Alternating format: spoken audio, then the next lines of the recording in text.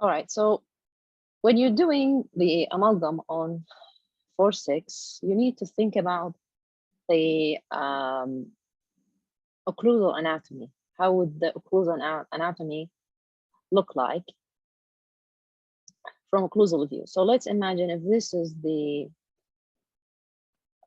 tooth number 4.6.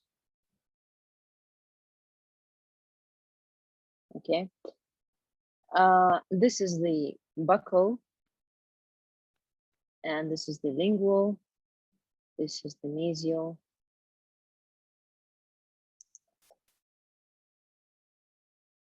And distal.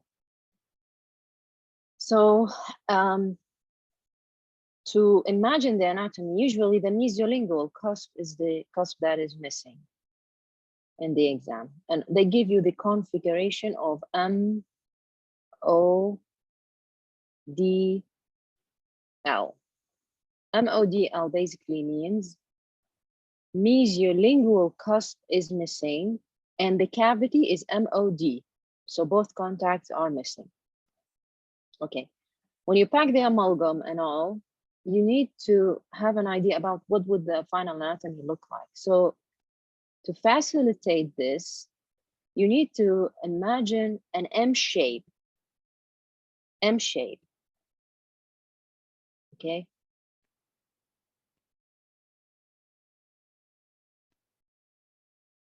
To draw the M shape,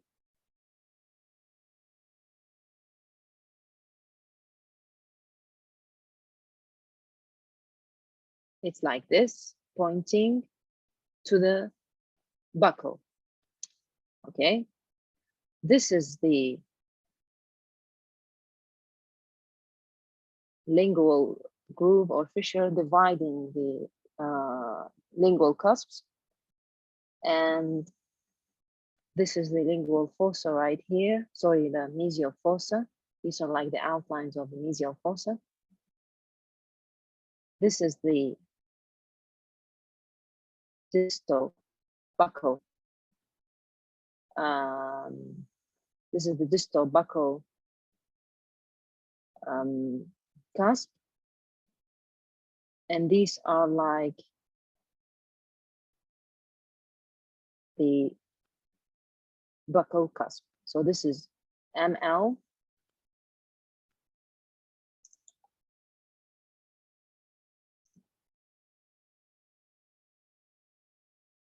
This is middle lingual actually, and this is the distal lingual, or sorry, distal buccal.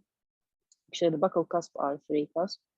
This is the mesiolingual, and this is the distal lingual. This is the mesial buccal, and the distal. This is the middle buccal. Okay, so we have 5 cusps. This is not a cusp. This is the mesial fossa.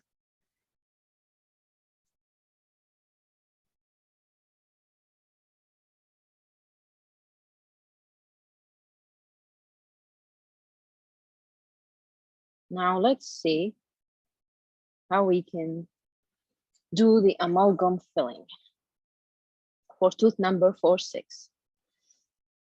Of course, you will fit the band. I have skipped filming this step because you have seen it many times. To tie the band, I use the double hump band.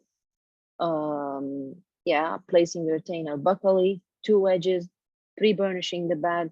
Before doing all of that, you need to place holes, multiple holes for retention, but stay away from the cavity surface margin. Tip, the step number 1, see how there are no any gaps between the matrix band and the cavity. This is to minimize the amount of overhangs and stuff. So it's very important that your band is tightly adhering to the tooth surface. Okay, so first capsule, I will mix it. I will carry it with the tweezer. the whole mix, not in increments. This is this tip number one for increasing the working time and carving time. So packing the first capsule, carrying it the whole, just like that with the tweezer. In the first capsule, your goal is to seal all the spaces. I mean, gingival seeds, the junction of the lingual junction of the cavity with the tooth surface, creating contacts, okay, and engaging the retentive holes. In some inaccessible areas, you need to use the small end of the condenser. But in the cusp area, where there's a room, you can use the large end of the condenser. You need to condense forcefully here because you have carried a big chunk of amalgam and you need to compensate for that by forceful condensation. First, you pack vertically, and then I will start packing laterally. In tooth number 4.6 and 3.6 equally, in the exam, they give you a loose distal contact, I mean, an open distal contact. So you will, be challenged, how can I get a good contact distally? Because usually they get this 4.7 a bit far away from 4.6, giving rise to this big space. So in order to tackle this, you need to pack and visualize. So packing laterally, pushing the amalgam towards the band distally to close the gap. If you feel do that, see now I'm packing mesially. This is to create a good contour and a good contact mesially. If you feel like no matter how forceful your condensation is, the band is not moving and the gap is still there. So what do? You loosen up the band a little bit so that it can move. And then you push the amalgam forcefully, not downward, but rather laterally toward the adjacent tooth in order to give your amalgam this contour. Once you're done, tighten the band again, and you might want to wait for like 5 minutes for the amalgam to harden. That's one trick. I mean, most people have this problem of having an open contact distally because they miss out on this detail. So the first mix, the goal would be, I seal all the gaps, I seal all the critical spaces such as cable surface margins, I engage the retentive holes, and I create my contacts. The next capsule will have a different objective. The next capsule is the capsule that you're going to use to carve, to give your anatomy, your cusp height, marginal ridges. So we're gonna less concentrate on condensing, but focus more on carving. However, at the same time, you cannot overlook the condensation, because if you just overlook it and just gently press the amalgam down, what's going to happen is you will, once you remove the band, the two capsules will separate from each other, making a fracture. So don't forget to condense this layer or this second capsule as well, so that it is bonded to the capsule underneath it. And you don't, and you might want to also be quick in this step, because if the first capsule starts to harden, it will become difficult to engage the second capsule. So I start with the distal marginal ridge, okay? Distal marginal ridge, I pack, or the distal box. You need to, because most of the fractures happen either at the cusp area or the marginal ridge area. So you need to concentrate your condensation. I mean, all the surface, you need to condense it very well. Okay, so don't forget any surface, cusp area, marginal ridge areas, even occlusal surface. Now I'm just compacting vertically, but when you're doing that, make sure no amalgam, no excess amalgam falls out of the, out of the retainer, out of the band. Why? Because I will use all that excess to create my bulky high cusp rather than mixing another capsule. So you might want to be resourceful here while condensation. And when the condenser pushes the material, tend to push the material, you bring it to the inside with the probe or with the condenser. After this initial condensation, I will start carving using the condenser. And that is the secret number 2 for increasing the working time, is that you carve during the condensation, just like that. So with the side of the burnish, the condenser, I am creating my lingual groove, or the groove that is separating between my lingual cusps, okay?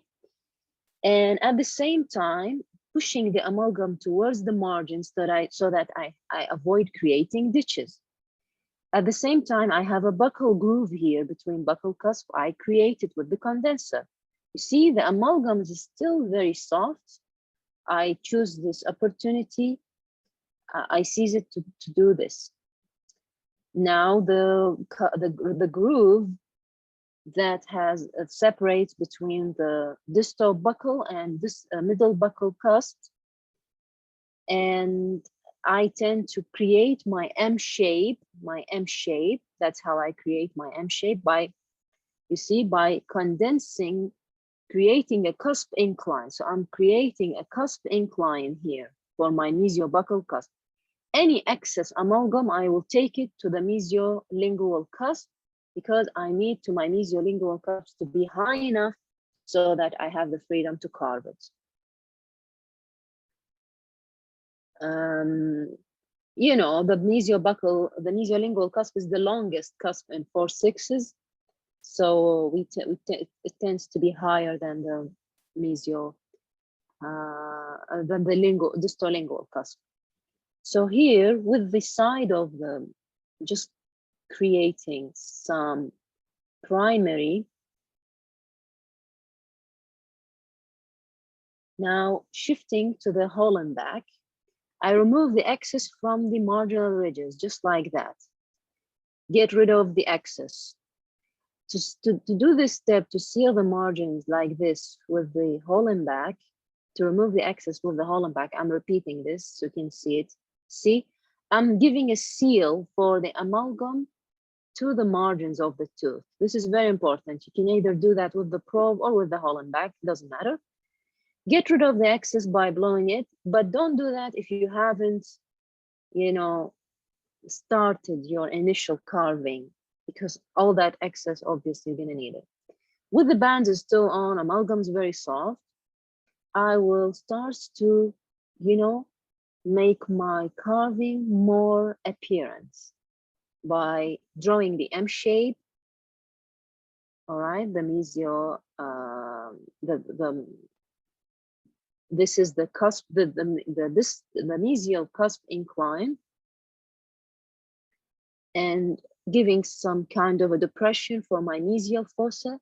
Now notice the direction of the movement of the Hollenbeck. It's from the tooth surface towards the amalgam, not the opposite. Because if you move the Hollenbeck from the amalgam towards the tooth surface, you are going to create ditches. So you rest the Hollenbeck on the tooth surface, the natural tooth surface, and you direct it towards the amalgam. Okay, this is the groove that makes the M shape. And you need to, you know, now I felt, okay, let me just remove the band. The amalgam is a bit hard now, and probably I will have more freedom to carve my marginal ridges because the band is high, so it interferes with the movement, but be very careful and gentle when you do that. And if you haven't made good condensation, definitely your amalgam will break at this stage. So as you can see here, I have excess at the lingual wall that I need to remove using the Hollenbach, just like that, placing the Hollenbach vertically and blending and combining my mesiolingual wall, mesiolingual cusp wall, with the remaining distolingual wall, just like that with the Hollenbach.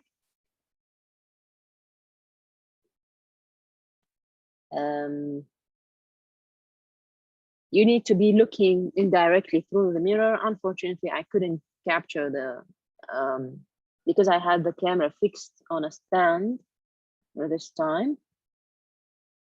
And my marginal ridge is definitely, I will need to lower it so that at the same tooth with 4-5. Here, this is another big deal. Working on my mesial cusp incline. And here I'm carving my fossa, lingual, mesial fossa. You see, I'm carving and giving my lingual fossa a shape. This is very important to do when the amalgam is still soft, because once the amalgam hardens, this fossa becomes impossible to carve. All right. Now, also sealing my line angles with amalgam, because definitely you're going to have excess. Lowering my distal marginal ridge so that it's at the same level with 4-7. Sealing those, you know, line angles or excess at the mesiolingual, and going back to refine the anatomy. So, but when you're doing that, make sure the instrument is resting on the tooth surface to avoid creating ditches. And you need to use a very light and gentle pressure here so that you don't end up having flat anatomy. Okay, so you need to work relaxed. You need to be relaxed and work without any tension. Focus on stuff other than carving. I mean, carving is just something that will fall into place. You know what I mean? So my priorities here, before the amalgam hardens, I lower the marginal ridge. I work on my cusp inclines and my cusp ridges and my cusp anatomy, cusp position, and that I have no deficiencies. If I have caught a deficiency right here at this step, immediately I can seal it with the condenser because the amalgam is carvable. Now, what I'm doing here with the side of the Hollenbach, I'm trimming the occlusal third. Here I'm still working on my cusp anatomy, cusp inclines. I mean, the cusp has to be bulky enough, not flat. This is my distal. Probably I'm doing this while looking at the mirror lingually to see my cusp inclines. They have to be proportionate, has to, and yeah, the groove between the two lingual cusp has to be clear. Now, I need to bring my cusp tip at this step. I'm carving and I'm trimming away the occlusal 1/3 of my lingual cusp. Why? Because I want to bring my cusp tip into a more buccal position, because it looks shifted. The wall is straight. The cusp tip looks taken lingually. It looks as it's not in alignment with the distal lingual cusp. So by trimming the occlusal 1/3, and in order to do that, you need to have enough cusp height. That's why I focus in my condensation to make a bulky cusp, and I don't waste any material. Notice whenever I'm carving near a tooth structure or remaining tooth structure, I rest the instrument on the tooth and then I direct it towards the center to avoid creating ditches, because ditches are not acceptable. Actually, emphasizing the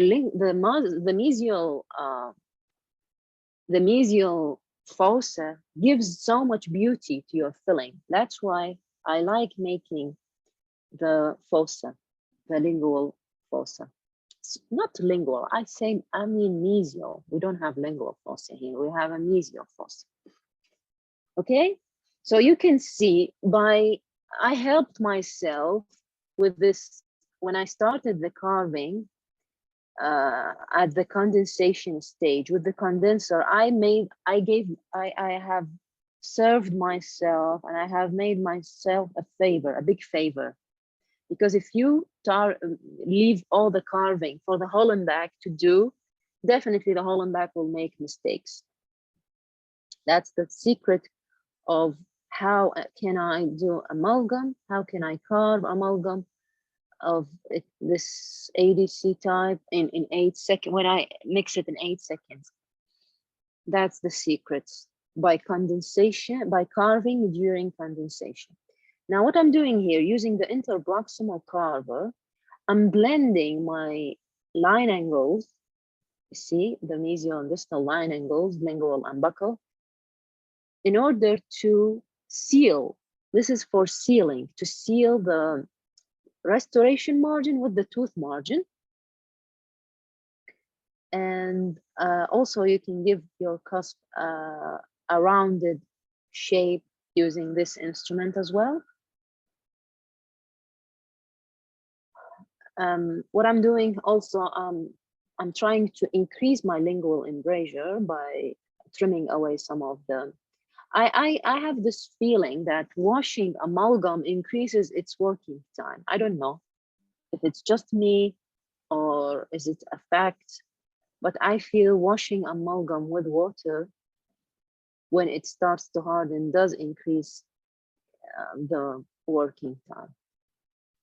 So right here, I'm just refining my distal marginal ridge with the interproximal carver. The interproximal carver can work for an extended period of time, unlike the Hollenbach. The Hollenbach, once the amalgam starts to harden, the Hollenbach becomes useless. And in fact, it starts to create scratches. So yeah, that's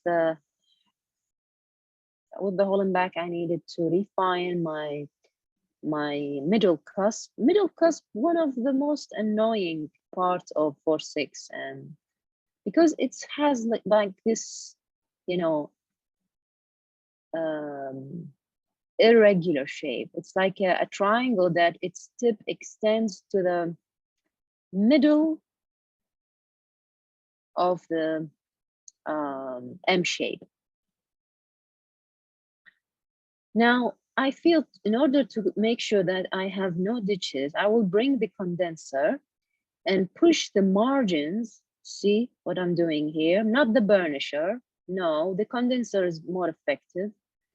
Pushing the material towards the margins to mask any ditches or any spaces that has been created during carving, just like that. See, this is like worth so much. This is gonna save you, because this is gonna incorporate these tiny particles of amalgam into any void that has been unintentionally created. This is to seal. This is to do the burnishing job without the burnisher. You see, I use the condenser in many things. I use it for carving. I use it for burnishing. Yeah. The burnisher is like, you know, the lighted duty instrument. And one tip, don't use the burnisher when the amalgam is soft. Use it when it is over 50% hard, okay? Because the burnisher, if used on on a soft amalgam, it can definitely ruin the anatomy. I mean, make the anatomy look irregular, flat, and ugly. So make sure you save it for last. And the small end also, only the small end we use, so that it can fit into these cable service margins. Checking your restoration from a closer view works a lot because it gives you an idea about your cusp position, your cusp size, your central groove, is it shifted?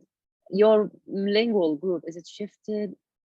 Now I need to wipe this in. I felt like this is getting really hard, so it's not carvable anymore. I just need for smoothness, I manually rub the enhance point for smoothness, rubbing manually either with the burr attached to the handpiece or with your hands, doesn't matter.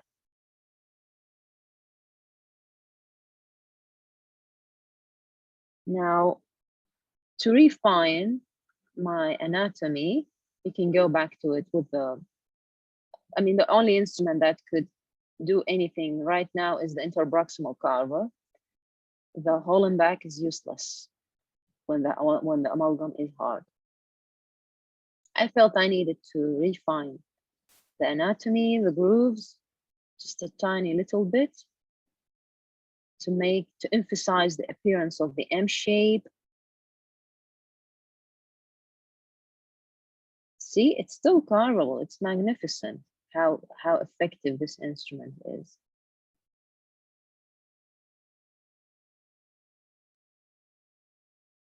I mean, you think, okay, my amalgam is hard and it's not carvable anymore. And then this interproximal carver does the magic. Resting on the tooth surface will do a great job because then you will follow the contour of the natural tooth rather than deliberately creating a new anatomy. That's the secret of carving. See how much amalgam we have removed with the interproximal carver? I mean, this whole filling took me only 30 minutes, while in the past, because I have practiced on many amalgams, especially 4/6s, it used to take me 1 hour and I wasn't that happy with the results. But once I have shifted my perception from the goal of having a beautiful anatomy rather than I need an acceptable and a passable filling that has good marginal ridge height, good contacts, smooth, no ditches, good cusp height, good cusp position, I then suddenly and automatically my anatomy improved because I have shifted my perception. Now, to modify the marginal ridge, you need to place a big wedge to get a separation. And then with the Soflex disc, and very carefully here, you blend the amalgam, I mean, at the buccal and lingual line angles with the tooth surface. Don't allow the disc to pass through out the whole wall, the proximal wall, because it's gonna ruin your contact area and contact tightness and contact contour. What I'm doing here is just to get rid of any excess at the line angles. And that's it. Repeating the same thing with the other side. You see this look, there's so much debris as a result of burnishing, and all these debris has to be cleaned very well. That's why amalgam is not it's a task that can leave debris on all teeth. That's why you need to wash for like whole 5 minutes. So what I'm doing here, the same. I'm blending my marginal ridge, my line angles, but at the same time, lingually, what I'm doing here, I'm increasing my lingual embrasure dimension in order to minimize my contact area width. because we don't want a broad contact. You can alternatively use the interproximal carver to do that, to widen your embrasure or to reduce your proximal wall width, contact area width. But it's okay to use the soft flex as well. Your cusp has to be rounded rather than having, angular look.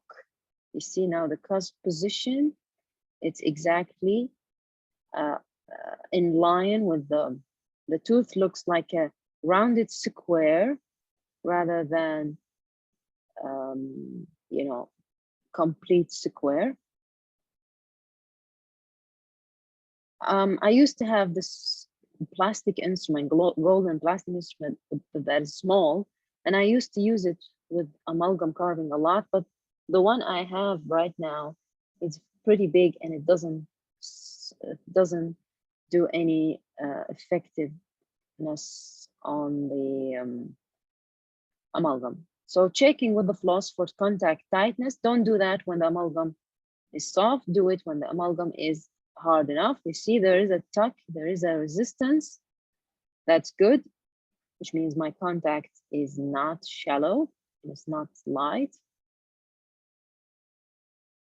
For overhangs, past the lengthwise cut polish strips, run it like this underneath the contact, not across the contact. That's why you see me passing it through carefully to avoid creating light contact. And then there comes the cleaning. The cleaning with alcohol wipe. I'll wipe the whole tooth surface, the adjacent, very carefully. You need to give it a good wash, a good, wiping. You can also run the enhance on the tooth surface, rubbing the enhance manually on these stubborn stains on the tooth surface, but not without any speed. I mean, if they could just provide some brushes or, like the prophylaxis cup, would be very, very helpful. So what do? You have to work with these things. I still have some stains left. I'll try to dislodge them with the probe. They just seem to be like a roughness on the tooth surface that they have got stick to, and probably because I have used the same cavity for composite, probably there's some kind of roughness created earlier. But ideally, you shouldn't leave any stain. Good washing is very, very important.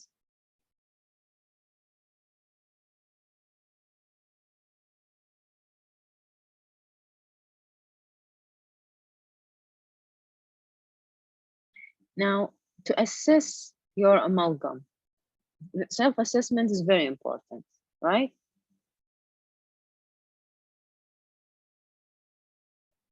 To check the progress of your work and to be able to correct, to develop your techniques.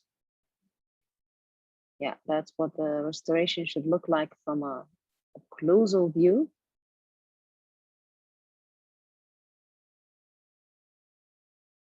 So when you're doing assessment for amalgam,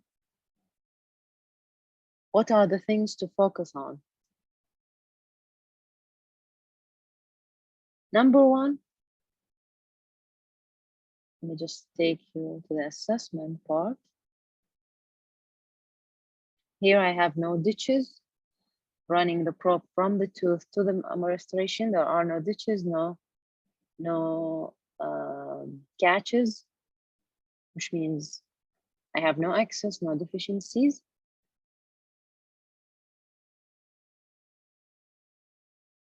Now,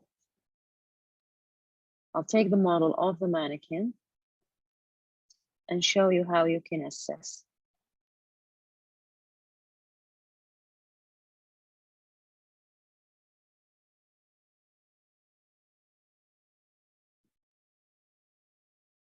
First, cusp height. With the probe, place the probe on the tips of the cusps, just like that.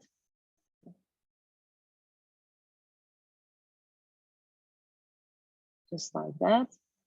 The cusp, mesiolingual cusp tip should be slightly higher than the distolingual cusp tip. Number two, cusp position. See this shiny spot of the distolingual cusp and its alignment with the shiny cusp tip, the mesiolingual. The contact areas, tightness and width, and there are no ditches, no clefts, no excess. That's how the restoration should look like.